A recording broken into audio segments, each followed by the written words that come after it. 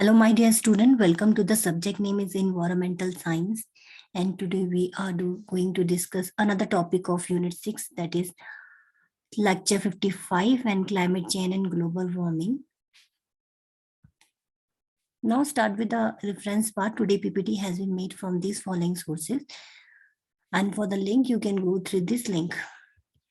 Now talking about the climate change.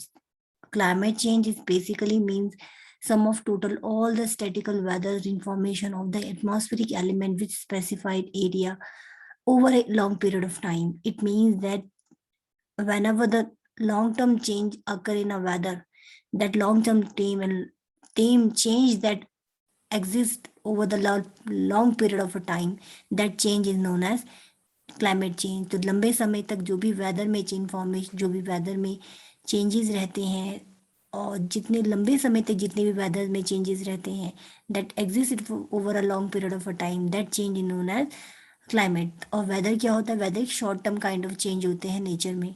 तो जब लंबे समय में कोई भी चेंजेस होते हैं उसे क्लाइमेट चेंज कहते हैं। And climate change never remains static but it dynamic process. ये कभी स्टैटिक या कभी एक जैसा नहीं रहता है। क्लाइमेट एक dynamic process and changing to lesser and greater degree. Climate change is a common deviation from average as well as extreme temperature. ये एक एवरेज और एक्सट्रीम लेवल पर जा सकता है climate change. Earth surface and lowest part of the atmosphere have warm up to the average by almost 0.6 Celsius and during the last 100 year. तो earth का जो सरफेस का लोअर एरिया है वो बहुत ज़्यादा वार्म अप हो गया है, 0.6 डिग्री सेल्सियस हो गया है। And if the rate climate change जो है इसी रेट में अगर कांस्टेंट रहा then global surface temperature could be anywhere between 1.4 and 5.8 Celsius higher now than in 1999 by the 2100. The sea level rising projected to between 9 and 88 cm by the 2100. It means that अगर continuously climate change में changes आते रहे, लंबे समय तक temperature बढ़ता रहा, तो एक लेवल ऐसा आ जाएगा कि मैक्सिमम जो टेम्परेचर है वो will be between that and temperature would become much higher and it would lead to rise of the sea level. तो इससे क्या होगा, जितने भी ग्लेशियर है उन सब ग्लेशियर का मेल्टिंग शुरू हो जाएगा। और ये क्लाइमेट चेंज एक तरह का एक वार्म अप ऑफ इन्वायरमेंट है। और इसमें क्लाइमेट चेंज बहुत एक्सट्रीम लेवल पे एवरेज से एक्सट्रीम टेम्परेचर में जा सकता है।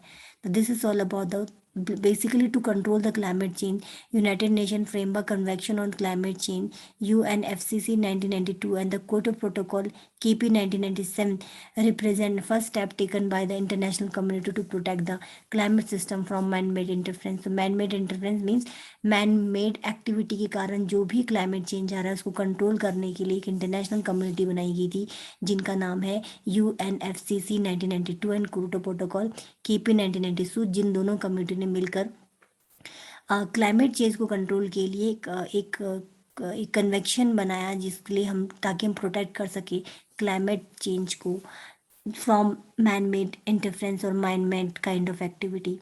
तो हर एक कंट्री जो है वो they also reducing the green house emission, इसके बारे में हम डिटेल में पढ़ेंगे। तो कई कंट्रीज़ को कहा गया है कि they have to reduce their man made interference and activity which increase the temperature of the earth. तो बेसिकली वो ग्रीन हाउस गैसेस होती हैं जो टेम्परेचर को इंक्रीज करती है, उसको रिड्यूस करना बहुत ज़रूरी है। तो यहाँ पर कई ऐसी एक्टिविटी है जिसको कंट्रोल किया गया। फॉसिल फ्यूल को यूज़ किया गया and fossil fuel kind of driven energy को से ज़्यादा एफिशिएंटली रीयूजिंग एंड रीसाइकलिंग पे फोकस किया गया। एंड डेवलप कंट्री को रिन्यूएबल फॉर्म ऑफ एनर्जी पे फोकस करने के लिए कहा है। And focus on the inexhaustible and do not pollute the environment kind of energy पे फोकस करने के लिए कहा गया ताकि इन्वायरमेंट पोल्यूशन कम हो। तो this is all about the climate change. तो क्लाइमेट चेंज बेसिकली क्या होता है, जब लॉन्ग टर्म वेदर में चेंजेस आते हैं that is basically a climate change. तो क्लाइमेट चेंज आ क्यों रहे हैं, इसका मेन बेसिकली कई तरह के रीजंस हैं। इसमें पहला रीज़न है अर्थ का जो ऑर्बिटल कैरेक्टरिस्टिक्स का वेरिएशन आ रहा है। अर्थ का जो ऑर्बिट है वो चेंज हो रहा है, उस वजह से भी वो क्या है, सन की रेज उसमें ज़्यादा बढ़ रही है। And atmosphere carbon dioxide variation आ रहा है, that is green house effect. And volcanic eruption ज़्यादा हो रहा है एंड उससे भी पॉल्यूशन बढ़ रहा है, उससे ज़्यादातर गैसेज रिलीज हो रही है and it changing the climate. It's claimed that change the climate and variation in the solar output solar energy जो है, सोलर जो आउटपुट है वो ज्यादा वेरिएशन आ रहा है। That is the basically causes of the climate change. और effect of the climate change का क्या है, जब टेम्परेचर बढ़ेगा, जब कंटिन्यूसली ग्लोबल वार्मिंग होगी, उससे क्या फर्क पड़ेगा, सी लेवल इंक्रीज कर जाएगा and many ecosystem will have adapt equally to the constant changing in global environment and as well as rate of species become extinct will increase. तो कुछ स्पीसीज ऐसी है जो ज्यादा हायर टेम्परेचर में क्लाइमेट चेंज के साथ ज्यादा एक्सटिंग, ज्यादा बड़ी, ज्यादा लॉन्ग टर्म सरवाइव नहीं करेगी। एंड ऐसी स्पीसीज जो है, चाहे वो प्लांट की, एनिमल्स की हो सकती है, वो ज्यादातर एक्सटिंक्ट हो जाती है, मीन्स खत्म हो जाती है। And human health, agriculture and forestry and water resources will also be affected. हर एक रिसोर्सेज है वो धीरे धीरे अफेक्ट होने लग जाएगा। And increasing change in surface temperature, changing rate of transpiration and the precipitation will influence the hydrocycle। जो हमने हाइड्रोसाइकिल वाटर साइकिल को पढ़ा, उसमें भी चेंजेस आएंगे। हाइड्रोसाइकिल में वाटर रेन, रेन वाटर, उसमें चेंज आएगा। एज वेल एज हमारा सरफेस टेम्परेचर जो रेन का टाइमिंग चेंज हो जाएगा, as well as precipitation process change जाएगा। Frequency of extreme weather event is increasing, frequency change, weather की extreme level and extreme frequency change जाएगी, तो वेदर कभी unexpected flood and drought condition create हो जाएगी। This is all about the effect of the climate change and society experience social economic culture climate stress will be worse affected and will least able to adapt। तो ये all about the effect of the climate change। Now talking about the global warming, major problem related to the environment relation are the global warming। or global warming is basically a, that is a basically cause the change in the climate। तो global warming की वजह से भी climate change आता है। तो let's start with the meaning part of global warming। global warming का मतलब क्या, global means ओवरऑल ग्लोब का, वार्मिंग मीन्स वार्म अप होना। पूरा ग्लोब का जब टेम्परेचर बढ़ता है, that is known as global warming. It means global warming is defined as the increase in temperature of the earth that causes a change in the climate, that is known as global warming. तो चलिए देखते हैं इसके बारे में। यहाँ आप देख सकते हैं, this is the earth and here you can see that the some health green house gases जो है वो एटमॉस्फेयर में ऑलरेडी अवेलेबल रहती है कुछ लिमिट लेवल पर। और ये ग्रीन हाउस गैसेस अवेलेबल होना बहुत जरूरी है for the survival of the अर्थ। और में किसी भी अर्थ में सर्वाइवल के लिए थोड़ा सा वार्म अप टेम्परेचर जरूरी है, नहीं तो अदरवाइज जो टेम्परेचर है वो रिड्यूस -डिग्री में चले जाएगा। और यहाँ पर टेम्परेचर अगर कम हो गया तो सर्वाइवल मुश्किल हो जाएगा कई स्पीसीज का। तो normal green house gases available रहती है बट टू सम एक्सटेंट। जो अर्थ का temperature is about the 60 degree Fahrenheit and without the atmosphere it would B zero. तो बिना एटमॉस्फेयर के इसका टेम्परेचर डिक्रीज हो जाएगा। तो अर्थ का टेम्परेचर भी बेसिकली 60 F के करीब है। अब main procedure you have to understand green house effect को समझने के लिए आपको बहुत जरूरी है ये समझना, सन है, सन की रेज पड़ती हैं हमेशा, that sun emit the rays, solar energy आती है and energy from the sun warm the earth। and when the earth receive this sun energy, they mostly they जो अर्थ है वो एब्जॉर्व कर लेता है सन एनर्जी को by the green house effect. And gases के कारण कुछ एब्जॉर्व कर देता है, हमारा जो अर्थ होता है उसे एब्जॉर्व कर देता है। एब्जॉर्व मीन्स प्लांट जो होते हैं वो एब्जॉर्व कर लेते हैं, कुछ अर्थ में एब्जॉर्व हो जाती है सोलर एनर्जी। और जो मैक्सिमम एनर्जी होती है some back into the space, कुछ एनर्जी वापस चले जाती है सन की। तो इस तरह से प्रोसेस कंटिन्यू रहता है, सन की रेज अर्थ में पड़ती है एंड कुछ सम amount of sun energy absorbed by the earth and some reflect back। so this is a normal natural process, but here you have to understand that um, जो carbon dioxide है release by the various human activity और some other green house activity, green house gases, कुछ ऐसी gases होती हैं जो green house effect को बढ़ाती हैं, जैसे कार्बन डाइऑक्साइड, कार्बन मोनोऑक्साइड। ये कुछ गैसेस होती हैं जिनको ग्रीन हाउस गैसेस कहा जाता है। एंड दीज गैसेस बेसिकली, इसमें सबसे जो main important gases that is carbon dioxide, and this is really basically released by the human activity and it rapidly increase in the atmosphere। तो ये atmosphere में बहुत ज़्यादा बढ़ रही है and this gases causing the global warming. और ये जो बेसिकली है, the above the surface temperature 15 degree Celsius and 30 degree is higher than it would be absence of the green house effect.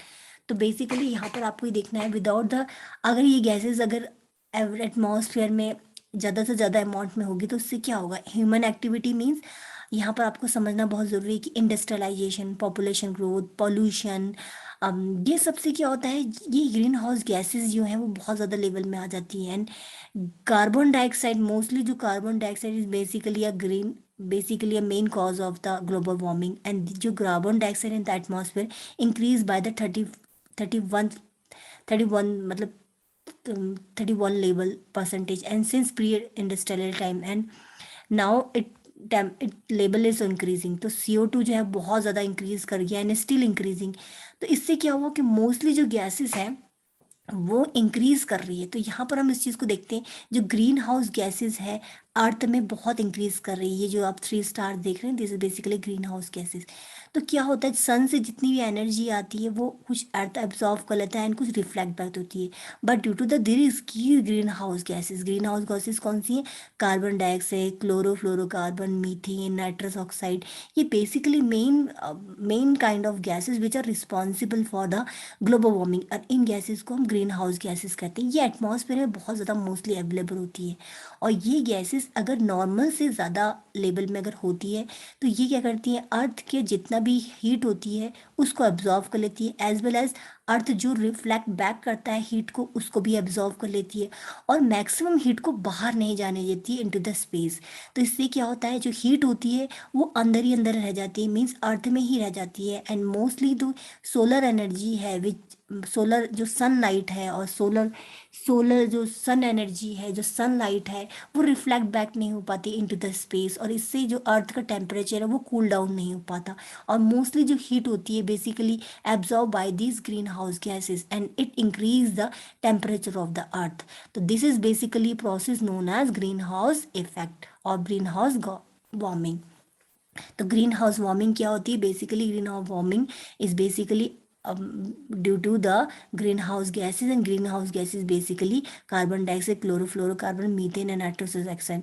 ये बेसिकली गैसेस कहाँ से निकलती है? Basically anthropogenic activities, means human activity के थ्रू निकलती है। And this activity क्या होती है? जैसे कि इंडस्ट्रियलाइजेशन, व्हीकल्स के थ्रू, अलग अलग फ्लोरोकार्बन, बेसिकली हमारे जितने भी कूलेंट, जितने भी कूल करने वाले प्रोडक्ट होते हैं, रेफ्रिजरेटर, एसी, इनसे निकलती है। मीथेन बेसिकली बायोगैस, बायोमास, उससे निकलती है। नाइट्रस ऑक्साइड बेसिकली कुछ जो भी हमारे व्हीकल्स वगैरह होते हैं उनसे निकलती है। तो ये सब गैसेस जो होती हैं वो एटमॉस्फेयर में ज़्यादा एक लेवल तक ठीक है, बट एक लेवल से जब ज़्यादा हो जाती है, then it extend beyond the limit, then it causes that it absorb all the heat which radiate, which received from the sun, as well as which received from the earth, or which reflect back from the अर्थ।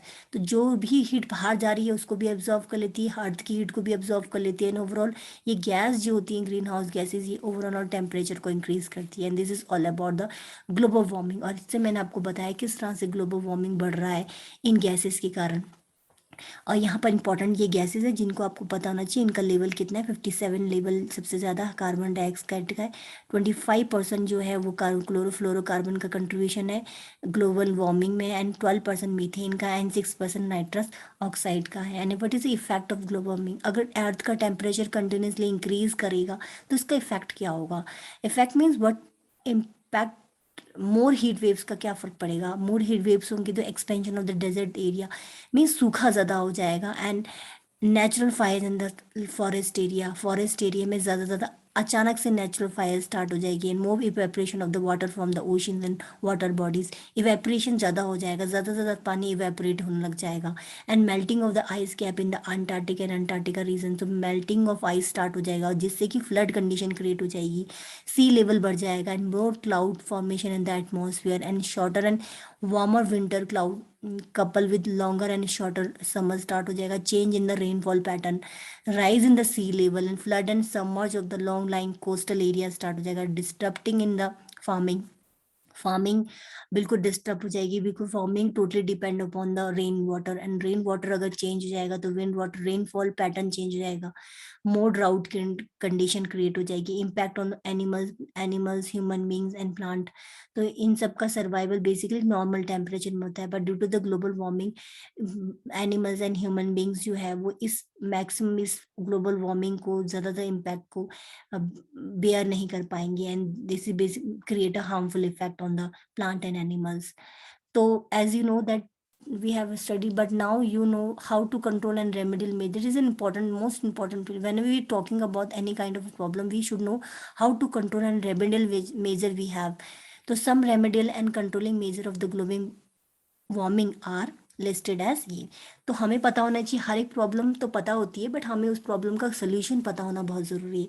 तो solution क्या है, remedial and controlling major क्या है, reduction in consumption of the fossil fuel. हमें fossil fuels जितना भी है, जैसे कि कोल, पेट्रोलियम, डीजल, इनका यूज़ कम करना है, क्योंकि यही गैसेज, यही फ्यूल्स होते हैं जो सबसे ज़्यादा पोल्यूशन करते हैं।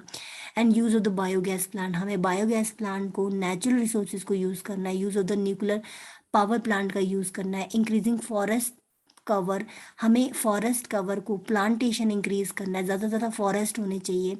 And as well as use of the unleaded petrol in the automobiles. तो पेट्रोल, जितने भी अनलेडेड पर मीन्स जिन पेट्रोल में अनलेड में लेड की मात्रा कम होनी चाहिए ऑटोमोबाइल्स में। तो पेट्रोल में लेड की मात्रा को कम कर देंगे तो लेड से nitrous Exide kind of gases reduce होगी, वो ज़्यादा रिलीज नहीं पाई। तो पेट्रोल ऐसा होना चाहिए जिसमें कि लेड की मात्रा कम हो। और हमें installation of pollution controlling device in the automobiles, जितनी भी है कैटेलिक कन्वर्टर होते हैं जो इंडस्ट्रीज में, हमें as a electronic static precipitator and back filter and wet filter screw पर हमें लगाने चाहिए, ताकि जो भी इस तरह का पोल्यूशन अगर हो रहा है, एयर पोल्यूशन, तो प्यूरिफाई होके जो ऑक्सीजन हो, जो प्यूरिफाई एयर हो, वो इंडस्ट्री से प्यूरिफाई फॉर्म में निकले। एंड किसी भी तरह की एयर को रिलीज करने से पहले इंडस्ट्रीज को, they have to use some kind of filter techniques. So this is all about the today session. Thank you my dear student.